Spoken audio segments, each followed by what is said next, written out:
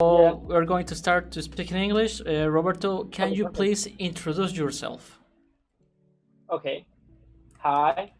Hi. I'm Roberto Teniente Rodriguez. I'm 32 years old. I teach art. I teach art in these community centers. They're actually by the government, but it's really cool. I give classes of drawing and painting, usually to little kids, but for adults as well. Yeah, Okay. yeah. You're in the city. It's actually Yeah. really cool. Yeah, Yes. I know. I'm an art teacher. Okay, I'll just say it. I'm an art teacher. Yeah, that's okay. So you are giving art lessons in classes in, you say, Yeah. five government institutions? Yes, I give like no in several. I give Several, okay? in in the museum here in our city, Museos del Centro Cultural, Okay. Estación Palabra. It's a library, and this place it's like a YMCA. It's called Maquila Creativa. Mm-hmm. For those that are might be seeing us in the United States, there's these community centers where they give art lessons or dance lessons. So yeah, Maquila Creativa is like it's part of that. Oh, got it, got it. So, what was the thing that attracted you the most to art? Well, I believe that we all, as human beings, we are attracted to art, but some of us are really, really attracted that they want to translate that passion and that how to say, that sentiment of creating Yeah. something. How did you? What was the process of your attraction to art? And how I got into it. It's Yeah. actually really funny because as a child, I never really did paint, nor I really. I did paint and draw, no, like any other kid with crayons and getting a piece of paper and just drawing, right? But you can actually go on them too. But actually, you either get good and you start working on your art and you start self-expressing how you can, and you get really good at it. And then there's this other road where you learn the basics, learn the techniques, and you start teaching, and you get good as you go learning in this journey.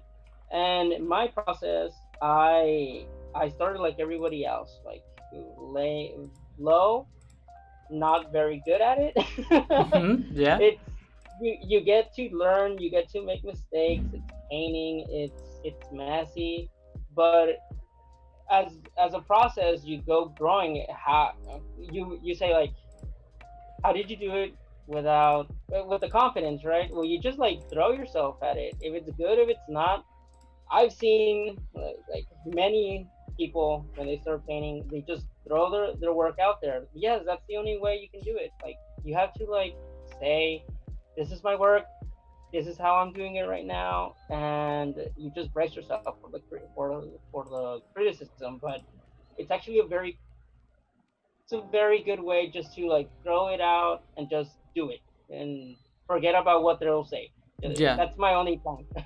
Yeah, because some of the times, me, obviously, uh, you don't feel confident about the Oh no, you experience don't. Yeah, or the expertise of anything yeah, that you yeah, know. yeah. So you're Mm-hmm. always with that kind of fear of what will people say of my work. It's No, gonna be yeah, good. It's gonna be the best, or they're gonna say that I yeah, suck or something like that. yeah. And No, no, no. And and you gotta be like one. You gotta be humble. You gotta say, I don't know how to paint. I don't know how to draw. I'm here and I want to learn. And that's how you'll be able to evolve. And just say, I don't know how to do this. Maybe you can give me pointers. And there's a lot of groups that I'm in, mhm. painters and drawings and artists and stuff. They're just starting, and I didn't have anyone to help me. I actually like started researching or just painting, and you start learning. Then, as well, you keep going on this journey. You learn that, oh, this is how this artist was doing this, and I'm doing the same thing, and you didn't even know. But because you start learning by yourself, now that you know stuff like this, like me, like a teacher, I actually understand how they are. I understand they're taking their baby steps, and they're actually like Yeah. very insecure. And I'm telling them, no, like don't be insecure. You're here to learn. Let me help you. That's that's part of the journey, like making mistakes. Yeah, you will say that being insecure it's a part of, I don't know, Mexican culture. I personally don't believe it that it's 100% true, but sometimes No. you want to try something new, and Yeah. the parents are the first one to say you that's not a good thing to be to put energy and time to. Maybe you're Mm-hmm. not going to be good enough to be paid or something like that. What will Yep. be the message or what is it, the advice to those kind of parents and those kind of sons that have those parents? What will be Yeah. a message that say that will change their minds or their Yeah. mentality? Yeah. Yeah. I can tell you that my parents, I've had the privilege that they back me up 100% on every project that I've had. And I know, and it's divided, no? Either they help you or they don't, or there's this middle ground where they actually don't care. They And actually don't care. then Yeah. they find out that, oh, you're pretty good at this. And they'll be like, okay, we back you up. You got to be open to the fact that your parents have in their mind like this, like like this scenario where you will be something that they already have in mind, and that once maybe they see that you want to go through this path of art, maybe they don't like it, and you have to be open to it. Like you have to be respectful of their decisions that they have made because they make stuff up in their mind. No, that I want my son Yeah. to be a lawyer, I want my son to be a doctor, I The want actor. this. Well, those are things that your parents wanted, I but want to be my son you to be a sicario, something like that. yes, exactly. There's no, you can't really do nothing about it. It's either you go on your journey and you do it, or you stick to the plans and you don't. There's actually something really cool about this, Chewy. That there's this author that I really like. He's Hmm. called Joseph Campbell, and I've he's he talks about mythology, right? And this hero, there's always the central part of the story. You know, you're your own hero. Let's say that, right? Hmm. Let's say, like, did you see Star Wars? Have you ever seen Star Wars? Yeah, I've seen Star Wars. I tried my girlfriend to see Star Wars, but she Okay. always gets sleep. Okay, well, in episode The New Hope, Luke Skywalker wants to get on the spaceship and wants to join the rebellion, right? That's what he wants to do. He wants to fly into space.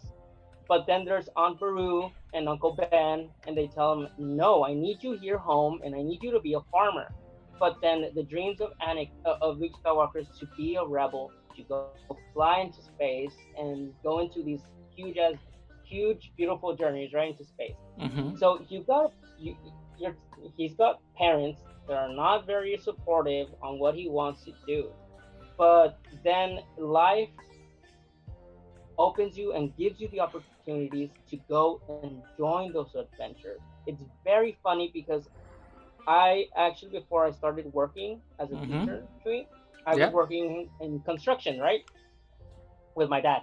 Yeah. And I was actually working, and I got this phone call, and I told they told me that if I wanted to work on giving classes, right, Hmm. so a summer in the Centro Cultural, Yeah. and I was like appalled because I was like, oh my God, my dad's not gonna let me because I already have a commitment here to work. Yeah. So life suddenly really does open you two doors, and you got to choose. Yeah. And this is where the leap of faith comes.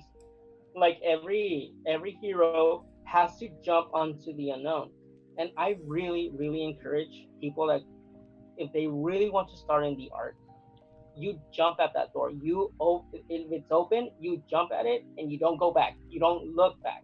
Because the first thing that they'll tell you, and they'll tell you whenever you want to aspire to your dreams, is that you're not going to be able to live out of it.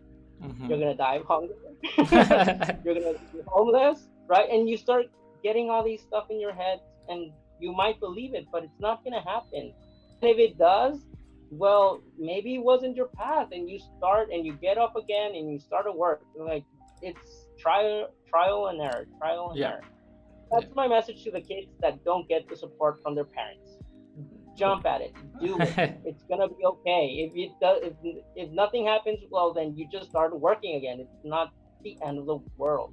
Yeah. And for the kids whose parents do support them, one's gotta go against their own insecurities that I'm not good at this, I'm bad. Well, sure, you're bad at it. You're learning. Get over it. If you feel that you're bad at it, get 100 sheets and start drawing and drawing and drawing until you get good at it. Yeah, I still have insecurities when I draw or when I paint, but then I just put them away and I draw and I paint. Yeah, just Yeah. go for it. That's what I tell for kids who have insecurities or their parents don't support them. You'll be able to live out of this. I'm living from art. That's a cool part. Yeah, that's a very nice message, and I believe that that is one message that I told myself when I got out of working in a factory. Yeah, I really loved working in that factory, but there was a point where the pressure was really high, and also the expectations of my team and my yeah, work group. I realized that we wouldn't be able to achieve those goals, and I yeah, didn't say it from a bad mentality or pessimist point of view, but as yeah, a exactly. reality. And when you face that reality, or you tell this reality to the managers or the board committee, that Yeah, hey, listen guys, we will need more resources, time, money, and effort to achieve those goals. If not, we're going to plummet down. yeah, we're gonna And plummet. they don't care. They don't simply don't care. They said, Yeah, they well, don't care. it is what it is. So you have to manage it Yeah, with what you because it's have. what it is. And at the end, I was very frustrated. I and I feel personally ashamed. Right now, I don't feel ashamed, but in that time, I really like to take control or have ownership of my responsibilities. And Yeah, so I was really tired and so frustrated. So at the end, I yeah, said, well, guys, then I'm sorry that I'm not the guy for you that will resolve all your concerns and problems in just one day. And I said, well, fuck it. I don't need this kind of pressure, not right yeah. now. You don't. Yeah, exactly. And Wait, I what started to happened? teach also. Yeah, how would you feel if the guy that you are right now was magically transported to talk to yourself when you were like that? How would you feel? Like if if you would tell yourself, "Hey, it's gonna be okay, dude. Like relax, Hmm. it's gonna be okay." Would you What believe it? one of the first things I will say, I will believe it in a 60% because I'm like that. I don't try to believe everything of anyone says to me, but I will say, well, you really get out of that enterprise that was causing you so much trouble. But Yeah. if maybe I will knew that I wanted to do this kind of podcast, some kind of Hmm. artistic expression, I will say, well, maybe you can hang in there maybe 1 2 months to save up a little bit, and then fuck it, quit it right away. Yeah. That will be the only thing I will say to myself in that time. But yeah, it will be exactly the same, exactly the same. Well, I don't feel happy, and I have to seek for other thing. Yeah. Yeah, that was really a cathartic moment. I always like I always tend to do this that they're asking me questions and I suddenly like Your como side, what is your you side? know yeah I know Yeah, te las volteo. yeah, we're ping ponging. Yeah, ping pong, yeah, quid Yeah, pro quo. yeah. Well, I believe maybe those are 10 15 minutes. Time passed really fast. Really fast, yeah, I know it does. So thank you very much, Roberto, for having those 10 15 minutes of English. That was perfect, excellent. I Okay, realized yeah, that at the beginning you were like, hey, how do I speak in English? yeah, It's really yeah. hard, and it was for me maybe a couple episodes back. But right now you are like, oof, 100% on it, man. Yeah, thank you. Yeah, no, it's like you like we were talking about how I learned English, etc., etc. I actually lived in the United States for 10 years. My parents, I was actually 1 year of birth. My sister was, I think she was like 5 years old, and my Mm-hmm. brother was was like 1 month old. So we went and my parents took the decision to go live to the United States, Dallas, Texas.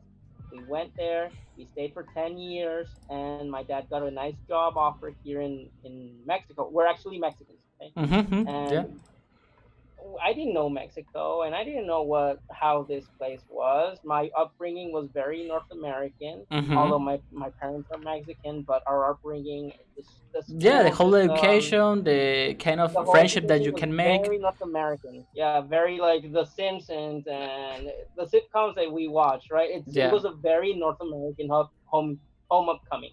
But then we got here in Mexico, the culture, the clash, knowing things I didn't know, and the schools were all different. And they thought I wasn't going to be able to adapt, but Mm-hmm. these are like the human beings have been adapting for like for thousands of years. Why wouldn't Mm-hmm. I? And it's actually cool. I don't want to live anywhere else. I want to live here in Mexico. I like.